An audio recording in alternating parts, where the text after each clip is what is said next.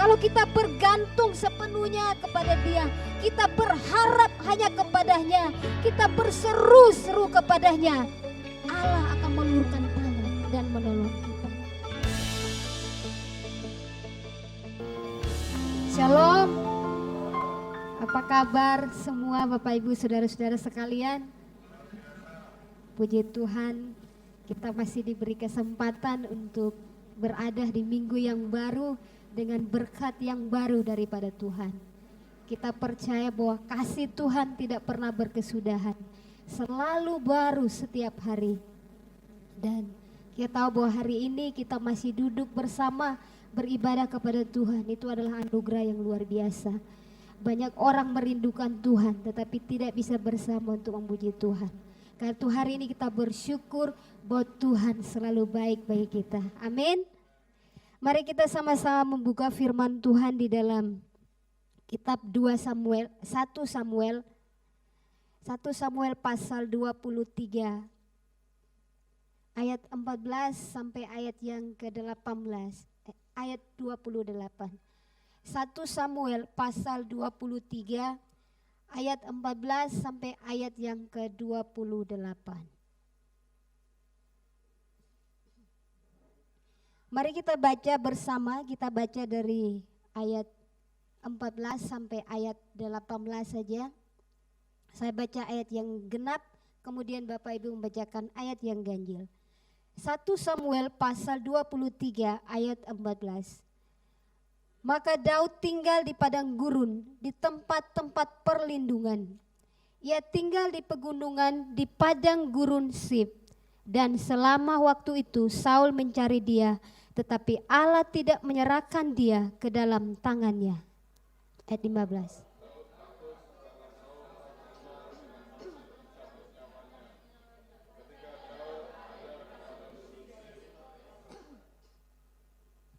Maka bersiaplah Yonatan anak Saul, lalu pergi kepada Daud di Koresa. Ia menguatkan kepercayaan Daud kepada Allah.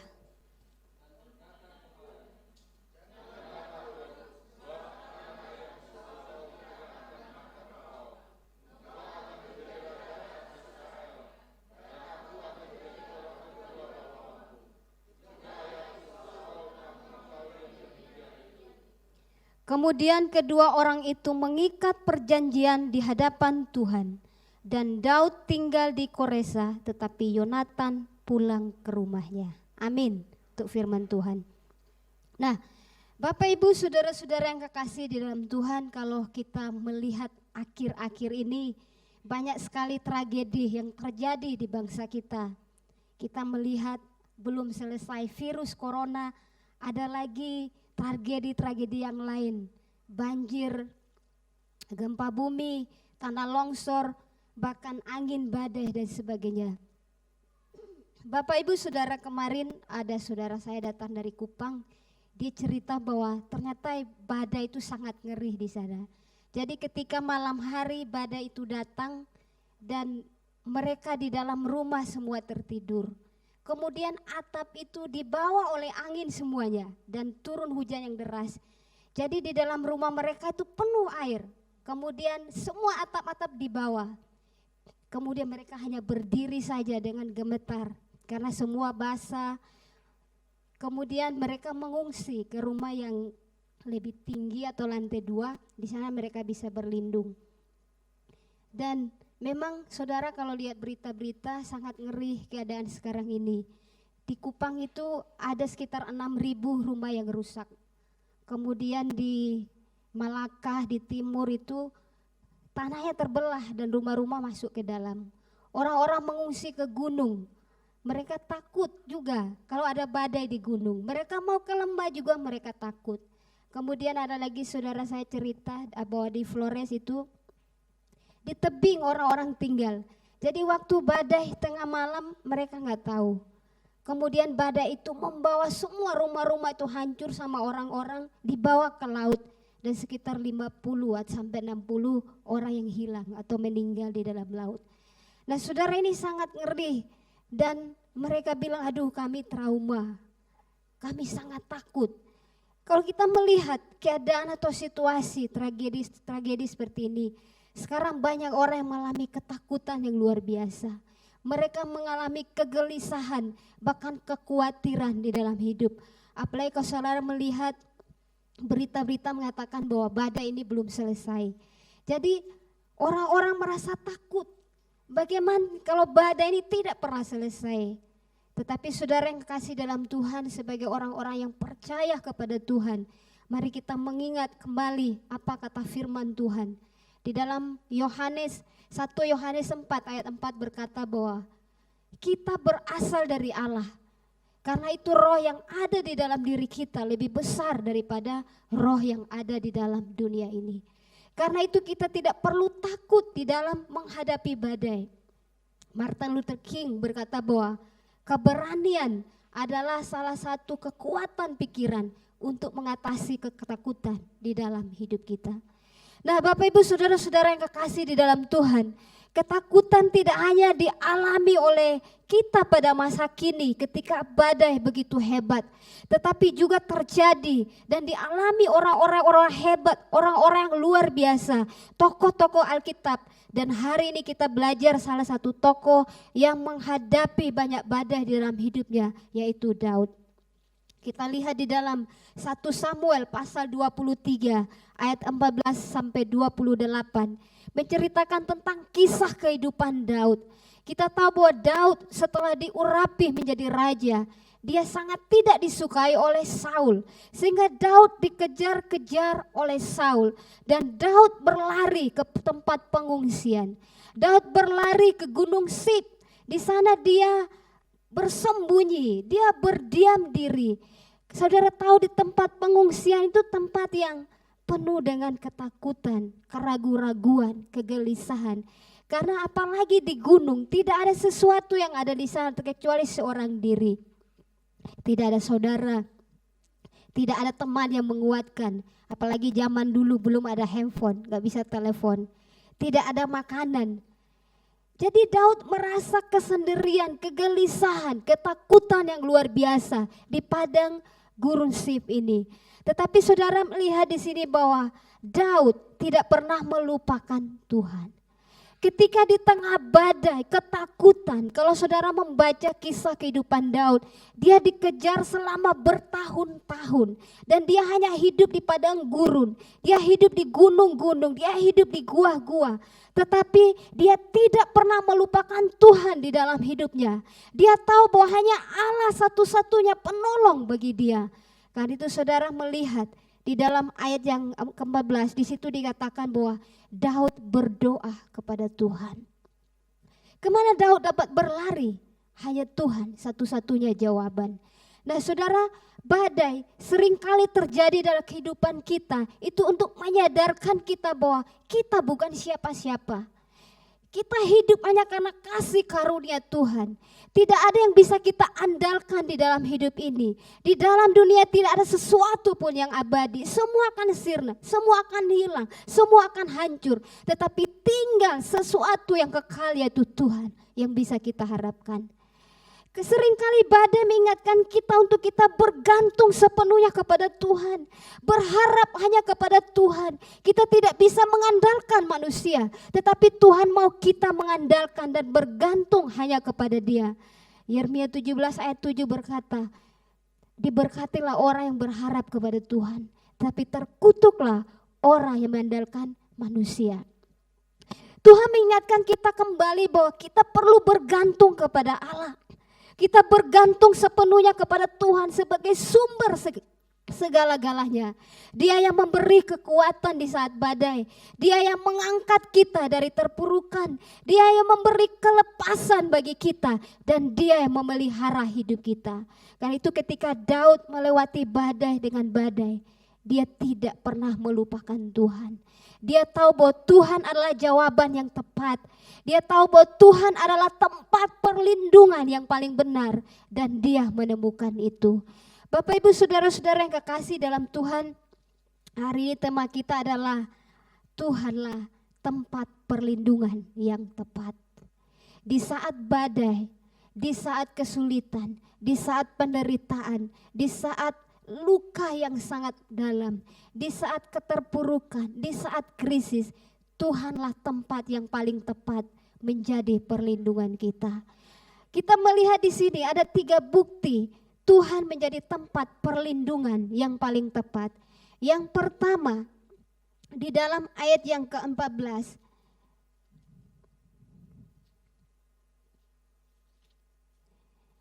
Apa bukti bahwa Tuhan menjadi tempat perlindungan yang tepat? Yang pertama, Tuhan dapat memelihara nyawa kita. Saya baca ayat yang ke-11. Maka Daud tinggal di padang gurun, di tempat-tempat perlindungan. Ia tinggal di pegunungan, di padang gurun Sif. Dan selama waktu itu Saul mencari dia, tetapi Allah tidak menyerahkan dia ke dalam tangannya. Saudara perhatikan di dalam ayat ini dikatakan bahwa Daud tinggal lama sekali di padang gurun Sif itu. Tetapi selama dia tinggal di sana, Saul selalu mencari-cari dia untuk mencabut nyawanya atau membunuh dia. Saul mencari-cari cara untuk membinasakan Daud. Tetapi saudara perhatikan, tetapi Allah tidak menyerahkan dia ke dalam tangannya. Ini luar biasa. Selama, artinya sepanjang hidup Daud, setiap hari, dalam waktu yang sangat lama selagi dia berada di pegunungan itu, dikatakan bahwa Allah ada di sana. Tuhan bersama dia, Tuhan menjaga dia, Tuhan memelihara dia, dan Tuhan tidak membiarkan tangan Saul menyentuh tangan Daud. Saudara, dikatakan firman Tuhan bahwa Allah tidak membiarkan Saul dan Allah tidak membiarkan nyawa Daud diserahkan kepada Saul. Allah tidak mengizinkannya. Ini menyatakan bahwa Allah memelihara nyawa Daud. Allah memelihara Daud dengan segala kekuasaan, kedaulatannya. Bahwa dia Allah yang memelihara nyawa kehidupan kita manusia. Saudara lihat bahwa ada di kisah yang lain dituliskan bahwa ketika Daud tidur di gua, datanglah Saul ke gua itu. Jadi mereka berdua ada di dalam gua itu, tetapi tidak terjadi pembunuhan. Itu luar biasa. Nah, di dalam ayat yang ke-11 dikatakan bahwa Allah tidak mengizinkan, Allah tidak menyerahkan nyawa Daud kepada Saul. Allah adalah Allah yang memberi kehidupan. Allah yang memberi nyawa kepada kita manusia. Allah memelihara nyawa yang dia berikan kepada manusia. Terlebih kepada orang-orang yang dicintainya. Nah, saudara melihat di sini, ketika Daud berada di pegunungan Sif ini, dia tahu bahwa Tuhan satu-satunya harapan dia. Tuhan satu-satunya hidup dia bergantung kepadanya. Karena itu ketika Saul mendekat, mencari banyak cara untuk membunuh Daud, Tuhan tidak mengizinkan itu terjadi. Tuhan memelihara nyawa Daud. Tuhan melindungi dia dari singa. Waktu Daud berperang melawan singa, Daud menang. Saudara, ini luar biasa. Kalau kita lihat singa aja kita lari, saudara. Daud menang, kenapa? Karena Tuhan memelihara nyawanya. Bukan hanya memelihara nyawa, tetapi Tuhan memberi kemenangan kepada Daud untuk melawan setiap musuh-musuhnya. Nah, Bapak Ibu saudara-saudara yang kekasih di dalam Tuhan, kalau kita lihat bahwa Allah dapat memelihara Daud, Tuhan yang sama dapat memelihara kita. Allah dapat melindungi Daud daripada serangan musuh. Allah juga dapat melindungi kita dari setiap badai kehidupan. Kalau Allah dapat menjaga Daud dari setiap serangan Saul, Allah juga dapat menjaga kita ketika badai itu semakin menderu. Karena dia Allah yang memelihara nyawa kita. Allah yang memiliki nyawa manusia. Dia yang berhak, dia yang berdaulat, dia yang menentukan apakah kita hidup terus atau tidak. Allah yang menentukan. Karena itu Bapak Ibu saudara-saudara yang kekasih, di dalam Mazmur pasal 32 ayat 7, di situ Daud berkata bahwa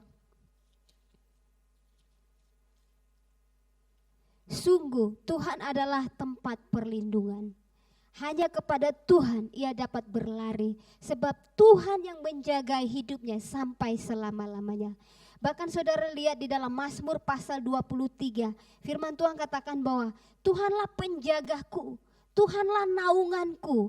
Dia yang menjaga keluar masuk kita. Kita berjalan, kita berdiri, kita sedang aman atau tidak aman. Tuhan yang menjaga kita.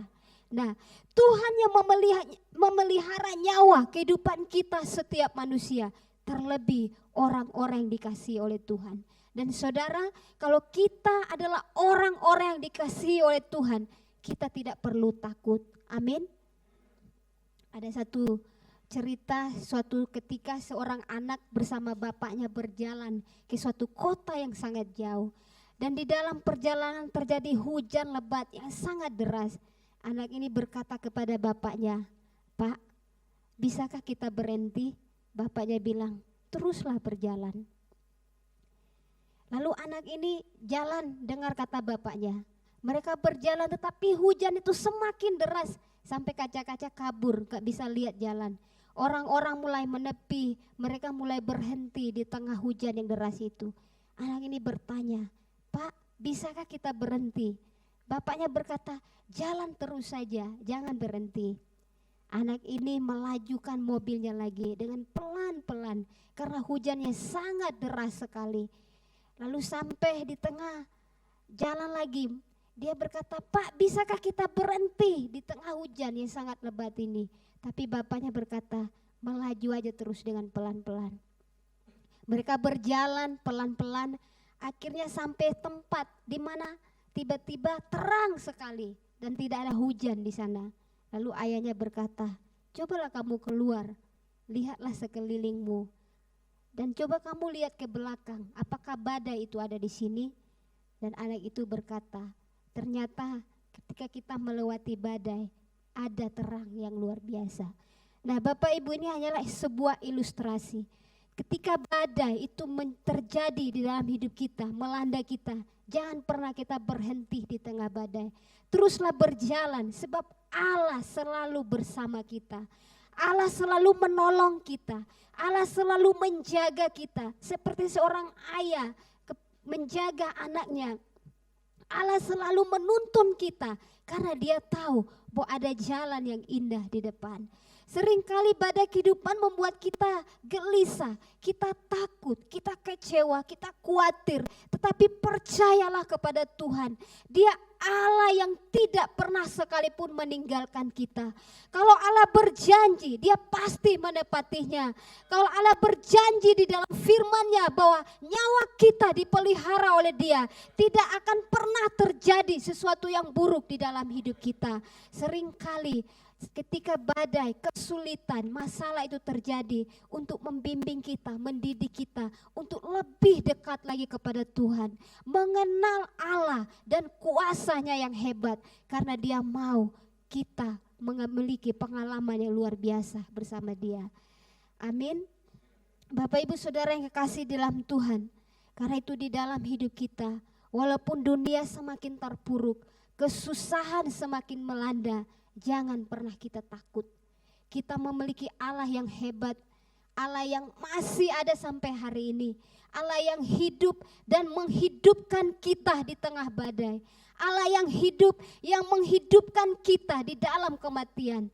Allah yang menghidupkan roh kita. Allah yang memberikan semangat kepada kita.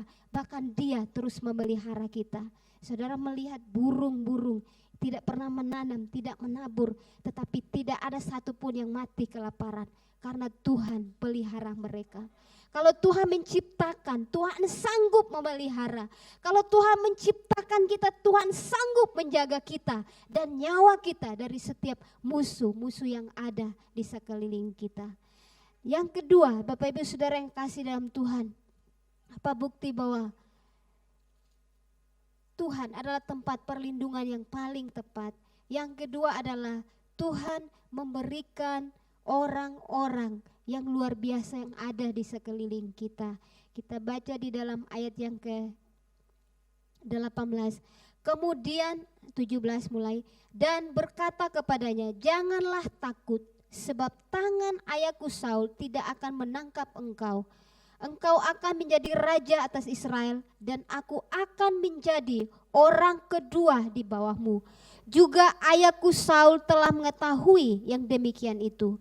Kemudian kedua orang itu mengikat perjanjian di hadapan Tuhan. Dan Daud tinggal di Koresa, tetapi Yonatan pulang ke rumahnya.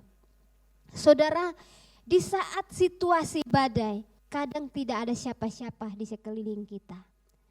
Kadang kita merasa semakin sendiri. Kadang kita merasa semakin terpuruk. Dan itu dialami oleh Daud. Di saat Daud dikejar-kejar oleh Saul, tidak ada seorang pun, dia adalah seorang pengembara, seorang diri di padang gurun. Tidak ada yang membawakannya makanan, tidak ada yang peduli kepadanya. Tetapi Tuhan mengirimkan Yonatan, sahabat Daud.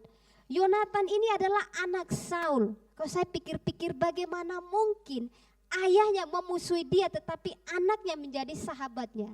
Kalau kita malah semua keluarga membenci kepadanya. Itu manusia. Tetapi kita lihat saudara, di sini Yonatan dikirim Tuhan untuk menemani Daud. Yonatan datang kepada Daud dan berkata kepadanya, jangan kamu takut kepada ayahku, karena sekalipun dia mengejar-mengejar, tangannya tidak akan menyentuh kamu. Kemudian mereka dua berjanji di hadapan Tuhan. Dia saling mendoakan saudara, ini luar biasa. Luar biasa kalau kita punya sahabat, punya teman, punya saudara seiman dan kita saling mendoakan, itu luar biasa. Ketika Daud menghadapi badai kehidupan, Tuhan mengirimkan Yonatan untuk menghibur Daud, menguatkan Daud, meneguhkan Daud bahwa Tuhan ada. Bahwa tidak ada sesuatu pun yang menimpa dia, tetapi justru dari pengalaman kehidupan ini, Daud akan menjadi seorang raja. Dan Yonatan mengatakan, kamu adalah orang nomor 1 dan aku akan menjadi orang nomor 2 di bawahmu. Ini luar biasa. Kata-kata, perkataan iman, perkataan membangun, perkataan motivasi yang mendorong Daud untuk tetap semangat walaupun dia di tengah badai. Nah saudara yang kekasih di dalam Tuhan, sebagai orang-orang percaya, kita tidak perlu takut karena kadangkala kita merasa kita sendiri, tetapi Tuhan menyiapkan orang-orang yang ada di sekeliling kita. Mungkin itu kita tidak memandang, mungkin kita memikir itu kayaknya musuh, tetapi Tuhan menyediakan orang-orang yang tepat untuk menolong kita.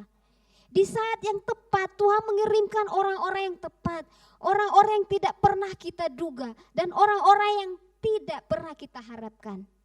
Kalau kita berharap kepada seseorang dan pas kita susah kemudian orang itu datang, kita bisa menaruh harapan kita terus kepada orang itu. Tuhan gak mau itu. Kenapa Tuhan seringkali menolong kita dengan cara-cara yang unik, cara-cara yang tidak pernah kita duga, supaya kita tidak menaruh harapan kita kepada manusia. Kita menaruh harapan kita kepada Tuhan, bahwa hanya Tuhan satu-satunya pengharapan, hanya Tuhan satu-satunya tempat perlindungan, hanya Tuhan satu-satunya jawaban atas pergumulan kita itu. Nah, kita lihat di sini Tuhan menuntun Daud untuk bertemu dengan Yonatan.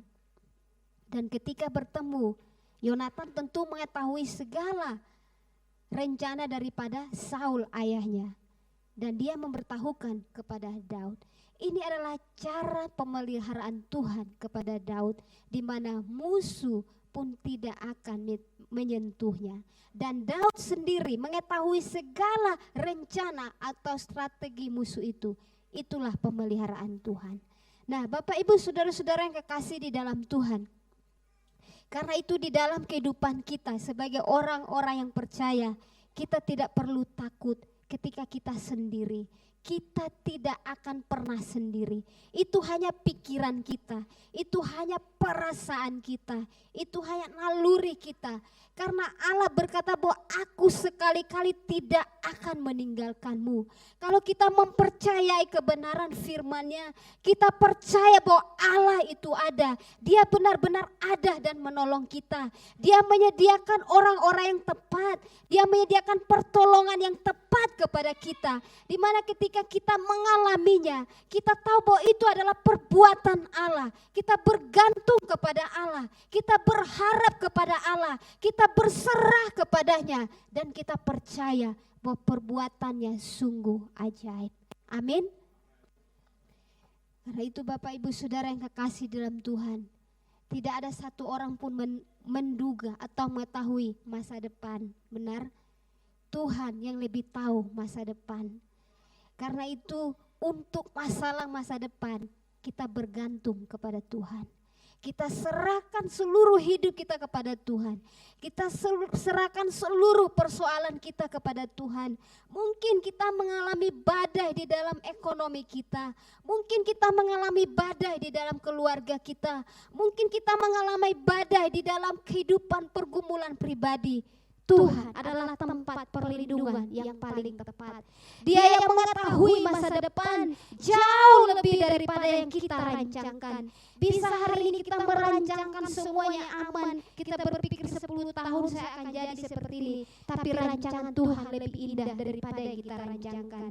Kalau kita menyerahkan seluruh kehidupan kita, masa depan kita, rancangan kita kepadanya, Yeremia 29:11 berkata, rancanganku adalah yang terbaik bagimu. Rancanganku adalah rancangan damai sejahtera, bukan kecelakaan. Apa yang Tuhan perbuat itu lebih indah daripada yang kita bayangkan. Apa yang Tuhan kerjakan bagi kita itulah yang terbaik yang kita pikirkan daripada yang baik. Karena Tuhan tahu apa yang terbaik bagi anak-anaknya. Amin. Bagi saudara-saudara yang kekasih dalam Tuhan, hal yang ketiga, bukti bahwa Tuhan adalah tempat perlindungan yang tepat adalah Tuhan punya cara yang istimewa. Kita lihat di dalam ayat yang ke-27, saya bacakan. Ketika seorang suruhan datang kepada Saul dengan pesan, segeralah undur sebab orang Filistin telah menyerbu negeri. Maka berhentilah Saul mengejar Daud dan pergi menghadapi orang Filistin. Itulah sebabnya orang menyebut tempat itu Gunung Batu Keluputan. Yang ketiga, Tuhan punya cara yang istimewa. Kita melihat di sini Saul sudah mendekat di gua itu. Dan waktunya dia mau menangkap Daud untuk membunuhnya. Tetapi sesuatu terjadi. Di ayat 27 dikatakan seorang suruhan Saul datang kepadanya dan berkata, berhentilah. Dan berkata, segeralah undur sebab orang Filistin menyerbu kita. Jadi Saul sudah mendekat kepada Daud untuk membunuhnya. Tetapi tiba-tiba suruhannya berkata, mundur, karena musuh mengejar kita. Kemudian Saul berhenti di ayat yang ke-28, maka berhentilah Saul mengejar Daud. Jadi Saul berhenti saat itu. Nah, Bapak Ibu saudara-saudara yang kekasih dalam Tuhan, memang benar perkataan firman yang berkata bahwa tidak ada yang mustahil bagi Tuhan. Amin.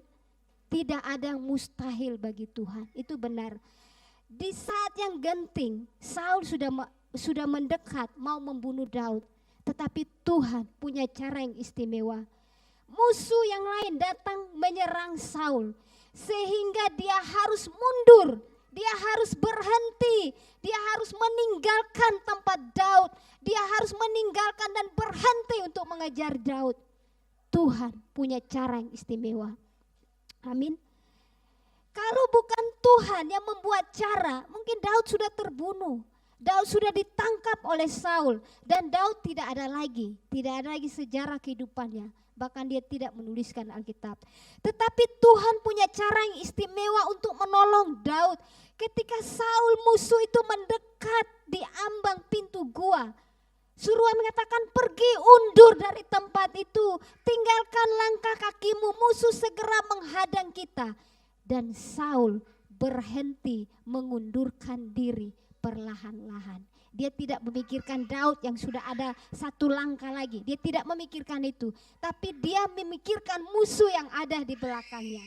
Nah, Bapak Ibu Saudara yang kekasih di dalam Tuhan, seringkali badai itu ada di depan kita. Persoalan itu membuat kita satu langkah lagi kita hancur, satu langkah lagi kita habis, satu langkah lagi kita tidak bisa maju. Tetapi kita ingat bahwa Tuhan punya cara yang istimewa. Tuhan punya cara yang istimewa, yang luar biasa, yang tidak ada satu orang pun yang tahu. Tidak ada yang tahu.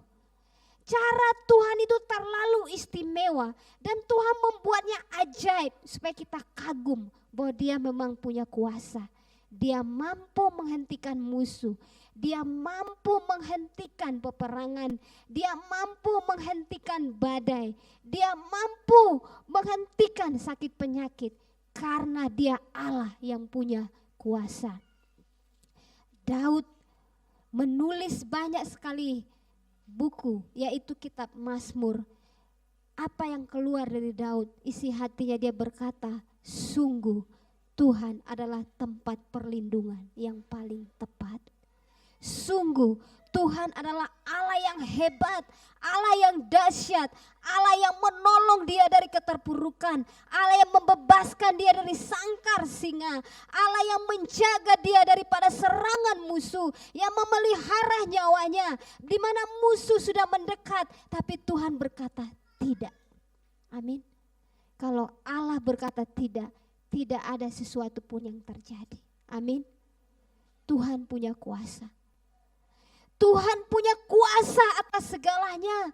Tuhan punya kuasa untuk mengadakan yang tidak ada dan menghentikan yang ada. Karena Dia Allah yang berdaulat. Dia mampu menolong kita seperti Daud. Tuhan menolong Daud dengan cara yang istimewa. Tuhan yang sama mampu menolong kita dengan cara yang istimewa.